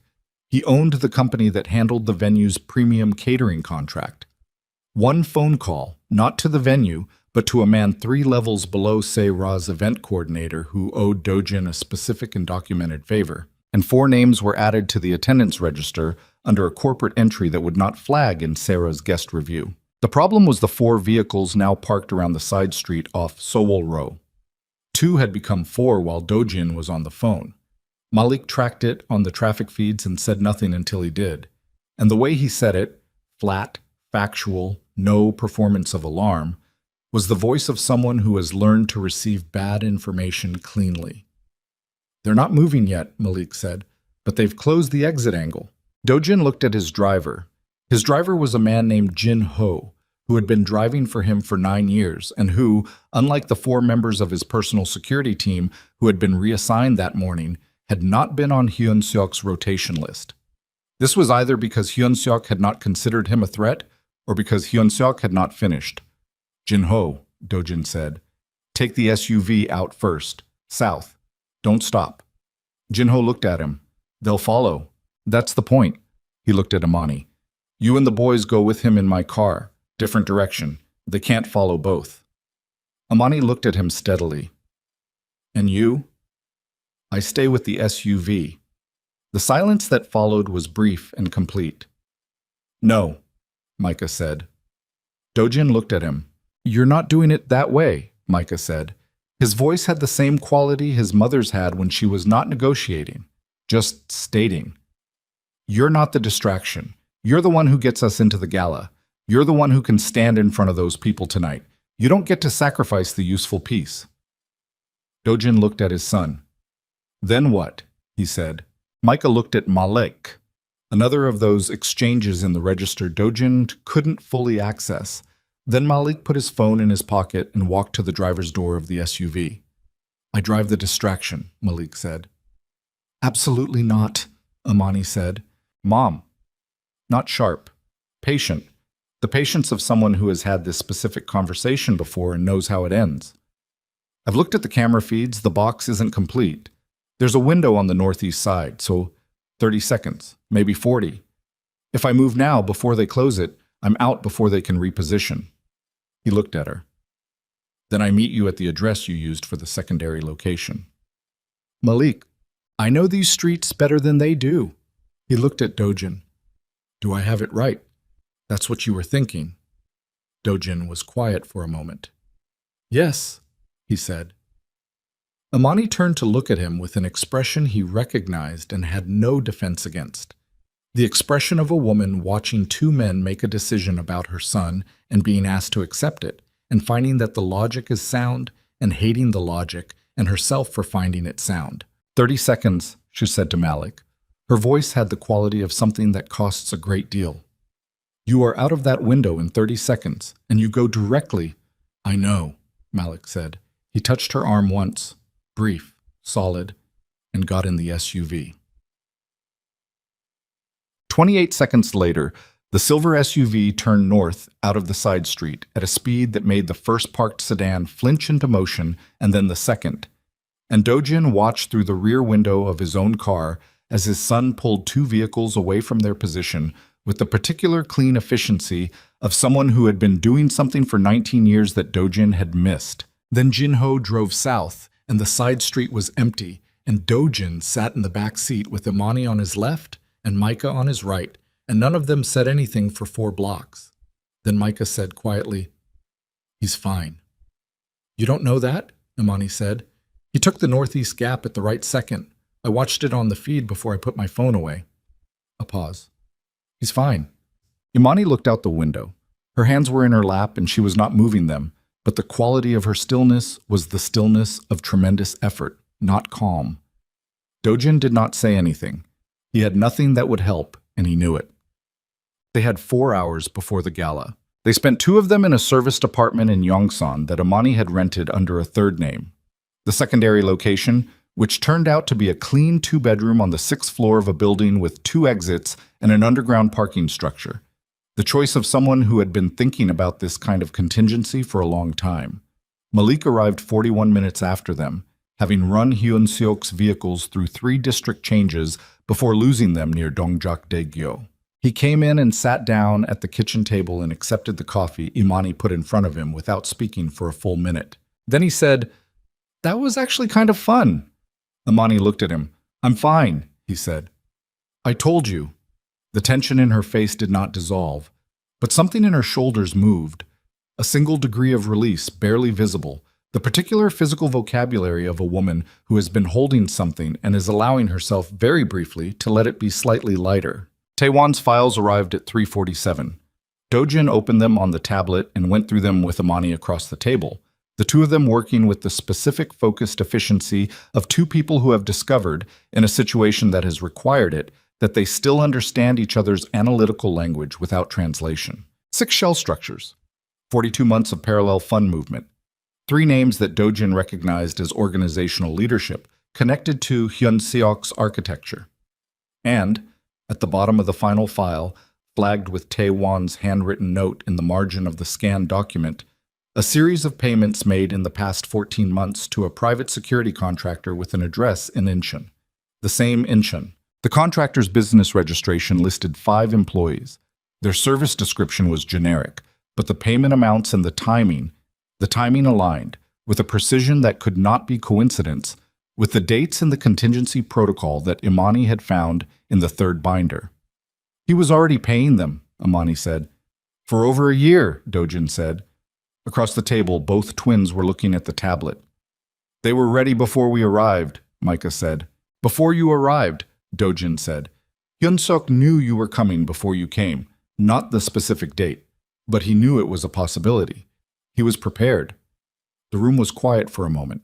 Malik looked at Dojin. How did he know? Dojin looked at the files. He looked at the payment dates. He looked at the contractor's registration address and ran it against the geography of what he knew about Hyun-seok's external contacts. And the answer arrived with the specific quality of an answer that has been there all along and has simply been waiting for the right question. Because 3 years ago, Dojin said slowly, when Hyun-suk's contacts surfaced information about your mother being alive, he didn't just make a decision about whether to bring it to me. He looked at Amani. He found out where you were. The quality of the silence in the room changed. He knew where we were, Amani said. Not specifically, but the general location. He's been monitoring for movement towards Seoul for 3 years. Dojin set the tablet down. The moment you bought the flights, the moment the travel documents were processed, something in his monitoring system flagged it. He looked at her. The 543 pull of your travel records wasn't discovery. It was confirmation. Amani was very still. He's been ahead of us since we landed, she said. He's been ahead of you since you decided to come. The gala was in 3 hours. Sarah was, at this moment, in the Hansung Hotel managing a narrative. Hyun-suk was somewhere with a contractor he'd been paying for 14 months, and the specific knowledge that wherever the twins were, they were in Seoul, mobile, and the 48-hour window Dojin had asked for had collapsed into nothing. Dojin looked at the files spread across the table. Then he looked at Imani. I need to make a call, he said. There's a prosecutor, not Beck. Someone Beck doesn't know about. I've been holding him in reserve for 3 years for a situation where I needed someone outside my own arrangements. He paused. I need to call him now, and I need to give him enough to open a formal inquiry before tonight. If there's an active inquiry on record when Imani walks into that gala, Sarah cannot reframe the evidence as personal. It becomes official. Imani looked at him. You've had a clean prosecutor in reserve for 3 years. Yes. Why? He looked at her. Because, he said, I have known for 3 years that something was wrong. I didn't know what. I didn't know how wrong. But something in the way Hyun-suk managed the confirmation of your death, something I never examined because examining it would have required me to examine everything else. Something in it never sat correctly. He held her gaze. I wasn't ready to look at it, but I kept the option of looking at it, in case I ever became ready. The room was quiet. Micah was looking at him with the considering expression, the one that worked through things. Malik was looking at him with the watchful one, and Imani was looking at him with an expression he could not read, an expression that contained too many things at once to extract any single one cleanly. Make the call, she said. He picked up his phone. Outside, Seoul was moving through its late afternoon, the sky going gray and orange at the edges, the temperature dropping toward the particular cold of a winter evening in the city, the ordinary machinery of millions of lives proceeding in complete ignorance of the room on the 6th floor of the Yongsan building where a man was about to call a prosecutor he had been keeping in reserve for 3 years against the moment he finally became willing to use him. He dialed. It rang twice. This is Seo Dojin, he said. I have evidence of a coordinated criminal conspiracy involving the fabrication of judicial records, the corruption of at least 2 active prosecutors, and a current assassination plot against 2 civilians. I need to meet you tonight, before 8 o'clock. He listened for a moment. I understand the risk to me. I'm asking you to come anyway. He listened again. Then, because everything I'm giving you includes myself, he said. I'm not offering you a partial case. I'm giving you the whole organization, starting from the top. He lowered the phone. Imani was watching him. Micah and Malik were watching him. He looked at his sons, both of them, together, in the flat winter light coming through the Yongsan apartment windows. And he thought about a morning in Mapogu 21 years ago. A kitchen table, a woman annotating a document in red pen at 4 in the morning, and the particular quality of a silence that he had spent 20 years trying to find in every room he'd been in since, and had not found, and was not going to find, and had finally, completely, understood why. We have 2 hours before we need to leave for the Hansung, he said. His voice was even. His hands were steady. His chest felt like something that had been sealed for 20 years had been opened to the winter air, and the cold coming in was neither good nor bad, but simply real. After everything, simply real. Tell me what you need me to do when we walk in, he said to Imani. Tell me exactly. I'll do... It took him exactly 4 minutes to explain to Imani what he needed her to do when they walked into the Hansung. She listened without interrupting. This was something she had always done. The particular quality of attention that does not perform itself, that simply receives fully and processes what it receives before responding. He had forgotten that about her. He had forgotten a great many specific things about her and was now, in the compressed time of a crisis, being reminded of them with the particular sharpness of memories that have been suppressed rather than faded. When he finished, she said, "You're going to stand up in front of all of them." "Yes." "In front of Beck and the board members and the political contacts, all of them." "Yes." "That destroys you." "Yes," he said, "that's the point." She looked at him for a long moment. Then she looked at her sons. Then she looked back at him with the expression of a woman who has spent 20 years building a case for justice and is now being offered something she did not expect and does not entirely know how to receive. Not because it is insufficient, but because it is somehow more than the architecture of her plan required, and the excess of it is difficult. "Okay," she said. Botab. Prosecutor Jiang Min-su was 54 years old and had the specific appearance of a man who has spent his career being underestimated and has learned to use it. He was compact, unremarkable, in the way of good furniture, built for function rather than impression. He arrived at the Yongsan apartment at 6:15 with a junior colleague and a recording device, and he sat across from Dojin and Imani at the kitchen table, and he listened without expression for 40 minutes while the full case was laid out in front of him. At the end of the 40 minutes, he looked at the binders, at Taiwan's files, at the secondary documentation Imani had compiled from the Incheon records, and he was quiet for a moment. Then he said, "You understand that your own exposure in this is significant." "I understand," Dojin said. "You're not walking out of this as the hero who came clean." "I know." Jiang looked at him with the particular gaze of a man who has been lied to by powerful people for 30 years and has developed an instrument for detecting the specific quality of someone who is not lying now. He looked for a long time. "I can open a formal inquiry tonight," he said, "before the gala. It won't be announced. It will be on record, time-stamped. If anything happens at the Hansung, the inquiry predates it and everything presented there becomes evidence in an active investigation rather than allegation." He paused. "That protects the case. It doesn't protect you personally." "It protects them," Dojin said. He did not look at the twins. He did not need to. "That's what it needs to do." Jiang closed the binder. He looked at Imani. "Mrs. Brooks, the documentation you've compiled over 15 years, it's extraordinary work." Imani looked back at him with the expression that was not warmth and not coldness, but the specific expression of someone who has done what needed doing for so long that compliments about it feel like they belong to a different conversation. "It needed to be," she said. "There wasn't going to be a second chance." Thus, they arrived at the Hansung at 7:52, the four of them in Dojin's car. Jinho driving, Dojin in the front, Imani and the twins in the back. The Hansung's entrance was lit in the particular way of Seoul's premium event venues, warm light and dressed staff, and the quiet machinery of an evening designed to make powerful people feel like the world was arranged for their comfort. Vehicles were pulling up in a steady stream. Imani had changed into a deep charcoal dress she had brought in the bag from the Yonhui. The twins were in their suits.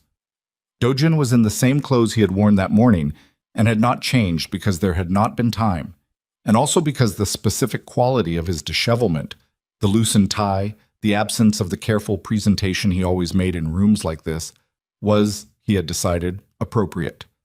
He was not coming to this room as the version of himself that belonged in it. The car stopped. No one moved for a moment. Malik said, from the back seat, "When we go in, whatever happens, you don't stop moving forward."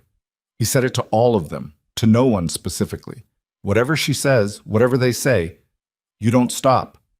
Micah said nothing. He was looking out the window at the entrance with the considering expression, working something out, finishing the calculation. Then something in his face settled and he reached for the door handle. They went in. Sarah was at the far end of the main hall when Dojin entered, surrounded by the particular constellation of influence she had spent 20 years assembling. Deputy ministers, the 3 board members who had called Imani's appearance a security event, 2 media figures whose presence was a statement about the narrative she was building. She was in midnight blue, and she was luminous in the particular way of someone who is prepared for a specific performance and is executing it at the highest level of their capability. She saw him the moment he came through the doors. She saw who was with him a half second later. The particular quality of her stillness, the trained, practiced stillness of a woman who has composed herself in difficult moments since she was 18, held for 3 seconds. Then something beneath it shifted, barely visible, the foundation of the performance developing a hairline fracture that would be invisible to anyone who was not watching for it. Dojin was watching for it. He crossed the hall. The room was 300 people, the same class of guest as the engagement ceremony 2 nights ago, the same political and financial weight concentrated in a single space. Conversations were pausing as he crossed. People were noticing Imani. People were noticing the twins. The calculations were starting again. The same calculations that had spread through the ballroom 2 nights ago, but faster this time, sharper, because this time, people had had 48 hours to wonder about what they'd seen. Sarah met him in the center of the room because standing still and waiting would have looked like what it was. Dojin. Her voice was exactly calibrated, warm, firm, the voice of a woman managing a situation. This isn't, I know, he said. He looked at her with the expression that had nothing managed in it. I'm not here to be managed, Sarah. Her eyes moved to Imani, to the twins, back to him. The calculations were running behind her eyes with a speed that was almost visible. You're going to destroy yourself, she said quietly. You understand that. What you're about to do destroys you completely. Yes, he said. I understand. For what? Her voice dropped further. For a woman who spent 20 years building a case to burn you. For 2 boys you've never met. They're my sons, he said. She looked at him. They're my sons, he said again. And she was my wife, and I sent her to prison for something you did, and I sat in a gallery for 4 days, and I didn't look at her once. He said it without heat, without the performing quality of a man making a speech. He said it with the flatness of a man reciting facts he has spent a day and a half learning to carry. I'm going to look at her now. I'm going to look at all of them. He paused. Excuse me. He moved past her. He walked to the center of the room, and he stopped. The conversations around him were already dying. The room had the quality, the same wave of silence quality as the ballroom 2 nights ago, of a gathered attention that has not yet been directed anywhere but is ready to be. He did not reach for a microphone. He did not need one. My name is Seo Do-jin, he said. The room went completely quiet. Most of you know who I am. Most of you know what I run. Some of you have professional arrangements with me or with people who report to me and are sitting in this room right now wondering what this is. He looked around the room, at the board members, at Prosecutor Beck, at the deputy minister, at the media figures. He looked at all of them. I'm here to tell you what this is, he told them. Not everything, not the operational details, not the specific architecture of 30 years that belonged to Zhang's inquiry, to the process that had already been opened and time-stamped and would proceed through the appropriate channels. He told them what needed to be told in this room, in front of these specific witnesses, in a way that could not be reframed or repositioned or managed into a different shape afterward. He told them that the woman standing 20 feet from him was Imani Brooks, his wife, who had been framed for a crime she did not commit by Yoon Se-ra and Cha Hyun-suk in 2004 and sent to prison and reported dead and had been alive for 20 years raising their twin sons alone. He told them that he had signed the order that sent her, that he had done so without adequate examination of evidence that had been fabricated by people he trusted, that the failure of that examination was his. He told them that Prosecutor Jong Min-soo had opened a formal inquiry at 6:47 that evening, and that every piece of documentation supporting what he had just said was already in that inquiry's record. Then he stopped talking. The room was very quiet. Prosecutor Baek had gone the color of concrete. The deputy minister was looking at Sarah. The media figures had their phones out. The board members were looking at each other with the particular expression of people recalculating everything they thought they knew about the foundation of an arrangement they had been part of for years. Sarah had not moved. She stood where Do-jin had left her in the center of the room with her hands at her sides and her face in the composed expression, and for a moment, one moment, the expression held. Then Imani walked to the display screen that the event staff had set up at the front of the room for Sarah's presentation, and she connected her tablet to it, and the first document appeared on the screen, the side-by-side comparison of the original and fabricated financial records, clean and irrefutable in a 3-meter wide projection in front of 300 people. And the composed expression came apart, not loudly. Sarah was not a woman who came apart loudly, but it came apart. Yun Seok was not in the room. He had not appeared. Do-jin had noted his absence when they entered and had understood it as information. Yun Seok had known this was coming, had known before they arrived, which meant his network inside the organization was faster than Do-jin had accounted for. He was somewhere else, doing something else. Do-jin would deal with that later, through channels that were now, for the first time in 30 years, not his own. Imani presented the evidence for 22 minutes. She had been building the presentation for 15 years, and it showed, not in the performance of it, not in any quality of theater or dramatics, but in the complete absence of gaps. Every claim supported, every document sourced, every thread connected to every other thread in a web so thorough that dismantling one piece left the rest intact. She spoke the way she had always worked, with the focused precision of someone who understood that the strength of a structure was in its joints, and who had made every joint in this one load-bearing. When she finished, the room was different from the room it had been 22 minutes earlier, in the way that rooms are different when something has occurred in them that cannot be reversed. Prosecutor Baek left without speaking to anyone. 2 of the 3 board members left together, their phones already at their ears. The deputy minister sat down. The media figures did not leave.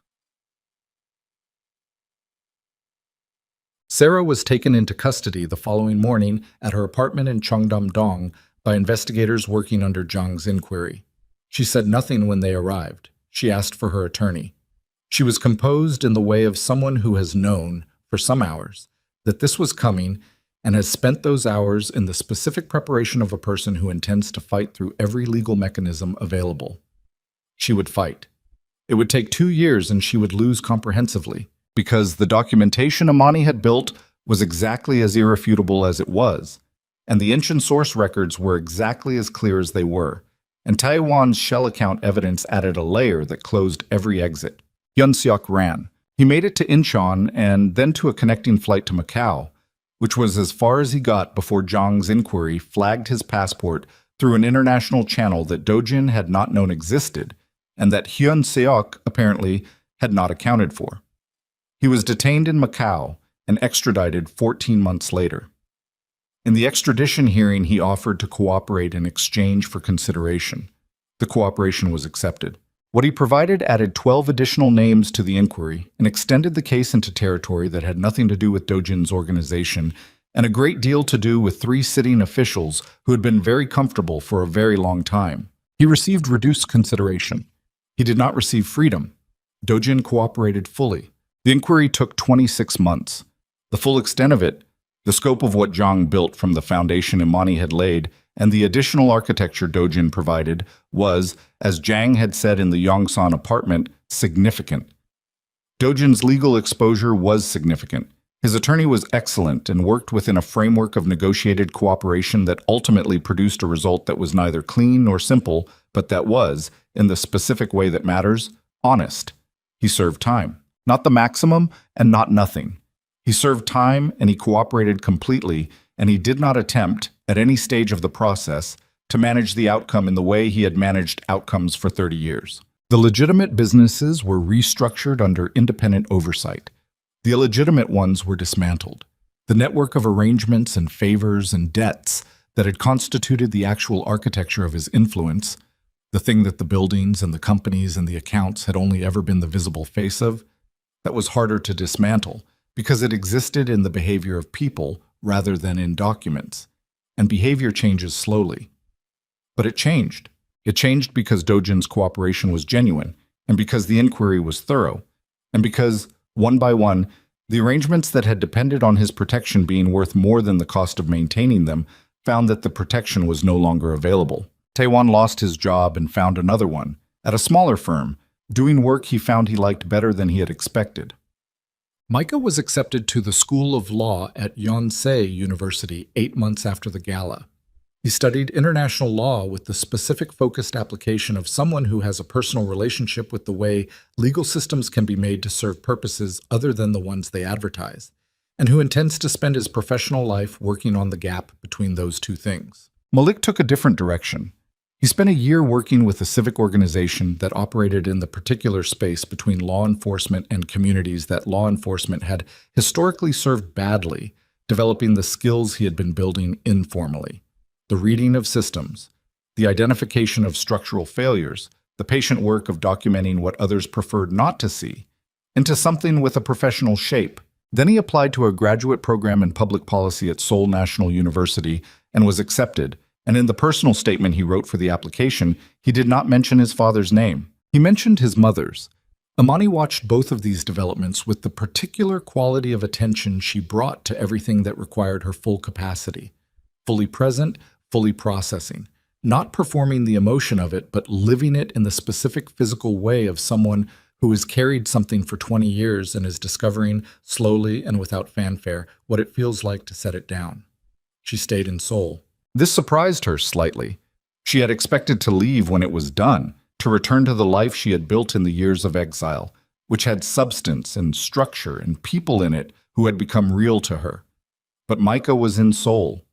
Malik was in Seoul, and Seoul itself, the city she had come to at 23 on a 2-year contract and had never properly left. Even when she was forced out of it, Seoul was familiar in the way of places that have shaped you, whether you intended to be shaped or not. She took a consulting position with an international financial oversight organization that operated in Seoul. The work suited her in the way that work suits people who have been doing the essential thing informally for years. She was already excellent at it, and doing it with institutional support and a salary was simply a cleaner version of what she had been doing in private. She did not think about Dojin constantly. She had spent 20 years thinking about him, or rather, about what he had done, which was not the same thing, but had occupied some of the same internal space. And she found that when the case was closed and the inquiry was over, and the sentences were handed down, the space that had been occupied by those thoughts did not immediately fill with something else. It was simply empty for a while. She allowed it to be empty. She had earned the emptiness. Va? Dojin served his time. He came out thinner and quieter, which was not possible, or so people who had known him would have said, but it was true. The particular quality of controlled performance, the 30 years of maintaining the surface of a man who held everything and showed nothing, had not survived the process intact. What was underneath was not softer exactly. It was more direct. He had spent enough time in enough rooms with enough legal machinery examining every decision he had made for 30 years that there was no longer sufficient energy available for the performance. He did not return to business. He did not attempt to rebuild. He had a small apartment in Mapogu. Not the same building, but the same neighborhood, which was either sentimental or simply practical, and he had stopped trying to determine which. He ran 3 mornings a week, and he cooked badly and improved slowly at it, and he met with his sons once a month in a coffee shop on the main street of the Yeonhoi neighborhood, a different Yeonhoi from the hotel, the ordinary neighborhood that shared the name. The first meeting had been difficult. He had arrived 8 minutes early and sat with a coffee he didn't drink and waited, and when Micah and Malik came in together, he stood up, and there was a moment that had no map, no precedent, no template in his experience for how to proceed through it. And then Micah sat down and said, "The coffee here is actually good. Have you tried it?" And the moment passed into the next moment, and then the next. They did not build the relationship quickly.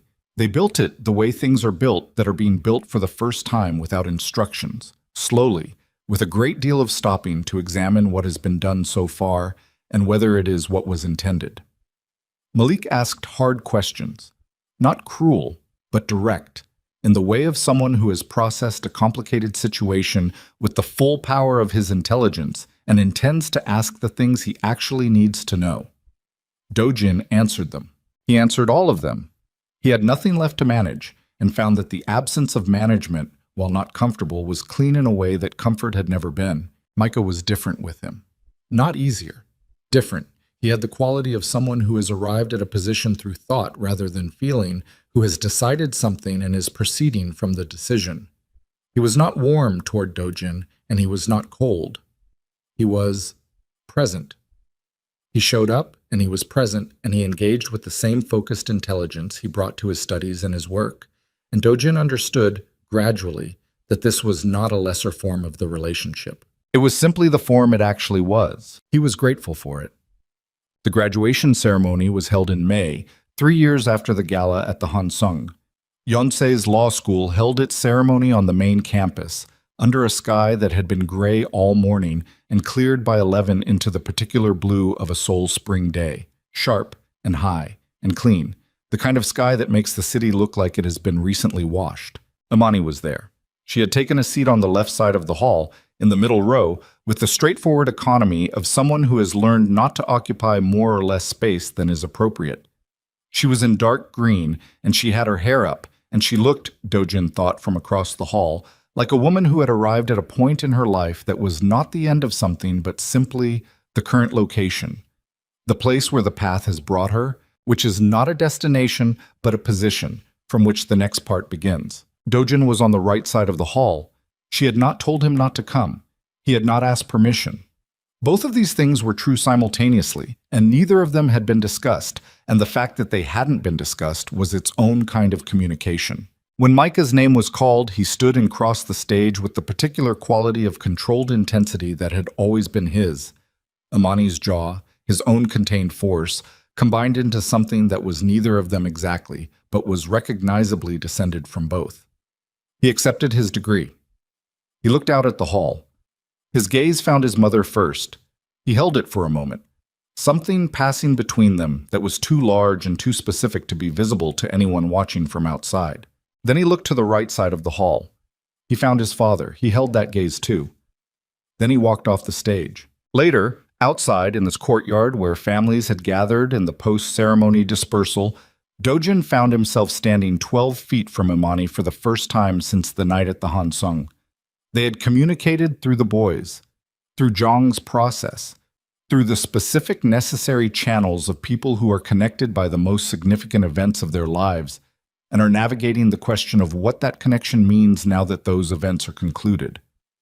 She looked at him. He had aged. She had aged.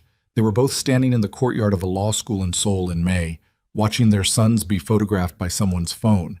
And they were both older than they had been, and both present in the world in ways that they had not been on the morning in Mapogu 22 years ago when everything had been simple in the way of things that are about to become permanently complicated. He was good up there, Dojin said. He was, Imani said. A pause. Not uncomfortable. The pause of two people who have run out of the kind of conversation that requires effort and are existing in the space where that kind of conversation used to be. Malik's program ends in December, she said. I know, he told me. She looked at him. He told you. We talk, Dojin said. Once a month. He tells me things. He stopped. I listen. She was quiet for a moment. That's what he needed, she said finally. Someone to listen. He's always been the one doing the watching, the monitoring, the keeping track of things. A pause. He needed someone who would let him put it down for a while. Dojin said nothing. I'm not going to tell you it's enough, Imani said. What you've done, the cooperation, the time. I'm not going to tell you it makes it even or that it fixes it. It doesn't. She looked at him steadily. 20 years happened. They happened to me and they happened to them, and none of what you've done in the past 3 years reaches back and changes that. I know, he said. But she said and stopped. He waited. But they call you, she said. Both of them. They call you and they meet you, and when Micah had that arbitration clinic last fall that went badly, the first person he called was you. She looked away briefly toward where the twins were standing together accepting congratulations from a group of classmates. I don't know what to do with that entirely. I've been trying to figure out what to do with it. She paused. But it's real. Whatever it is, it's real. Dojin looked at his sons across the courtyard. Micah was laughing at something one of his classmates had said. The laugh of someone who is genuinely amused, who is present in the moment, who has constructed a life that contains the capacity for uncomplicated laughter in May sunlight. Malik was listening to someone with the watchful attention that would never entirely leave his face, and even as he watched, Dojin could see him beginning to respond, leaning forward slightly, engaged, the watchfulness shifting into something more active. They were whole. They were, despite everything, Despite 20 years of what should have been and wasn't, despite the specific damage that his failure had done to the structure of the family they should have been, they were whole. They had been made whole by the woman standing 12 feet from him in dark green, by 15 years of patient case building and a prison escape, and 1,000 decisions made in service of keeping them alive and intact, and they were whole. He was not going to cry in this courtyard. He was, after all, who he was. But something in his chest, the place where the sealed thing had been, the thing he had opened to the winter air in the Yongsan apartment and had not been able to close again, something in that place moved. "Imani," he said. She looked at him. "I'm not going to ask you for anything," he said. "I want you to know that I'm not. What I did cannot be answered by anything I do now. I understand that." He held her gaze. "But I'm grateful for this." He gestured slightly toward the courtyard, toward the twins, toward the May sky. "For all of it. That they exist. That you brought them here. That you let me—" He stopped. "That you let me be in this courtyard." She looked at him for a long moment. The courtyard was full of the ordinary sound of a graduation day. Voices, phones, the movement of families rearranging themselves for photographs, the ambient warmth of an occasion designed for public happiness. Ordinary machinery, the kind that continues whether or not the people inside it have just said something that costs them everything available. "They brought themselves here," she said finally. "I kept them alive. They built who they are." A pause. "You should tell them that. Not me." He nodded. Across this courtyard, Micah had seen them standing together, and his expression, briefly, quickly controlled, had moved through something that Dojin could not fully read, but that he thought, with the specific humility of a man who has learned to read less than he once believed he could, was not displeasure. Malik was already walking toward them. He came across the courtyard with the deliberate loose stride of someone who has decided to close a distance, and is not in a hurry because the distance is already being closed. He stopped between them, equidistant, which may have been deliberate or may have simply been where the path brought him, and looked at his mother and then at his father. "We're going to dinner," he said. "There's a place in Mapogu that Micah wants to try. It's too far to walk." He looked at Dojin. "You can come if you want." Dojin looked at his son, then he looked at Imani. She was looking at Malik with the expression, the one that had no carefulness in it, no management, no performance of anything. And then she looked at Dojin, and the look was not forgiveness and not invitation, and not the closing of a distance that had been built over 20 years of damage. It was something simpler than any of those things. It was simply the look of a woman who has arrived at the current location on the path, which is not a destination but a position, and is indicating, without drama and without promise, that there is room here, just now. Dojin said, "Yes." Micah arrived at his brother's shoulder. He looked at all three of them, the particular triangle of it, the four of them standing in a May courtyard in Seoul with the clean spring sky above them, and something in his face settled into the quiet satisfaction of a calculation that has finally returned the right answer. "Good," he said. "Let's go." They walked out of the courtyard together. Not in the arrangement of a restored family. Nothing so clean as that, nothing so simple. In the arrangement of four people who share damage and blood and 20 years of a distance that is closing, slowly, without guarantee, in the only direction available. Forward. The city received them the way cities receive everyone who moves through them, without ceremony, without judgment, with the total indifference of a thing that has been in motion longer than any of them and will be in motion long after. Seoul in May. Traffic and light, and the smell of something cooking from a window somewhere above the street. They walked into it. And the story, which had never been about empire or revenge or the particular drama of powerful people destroying each other, which had always, underneath all of that, been about two boys in a hotel room choosing whether to open a door, came to rest here, in this ordinary street, in this ordinary light, with nothing resolved except the thing that actually needed resolving. They were together. After everything, they were together.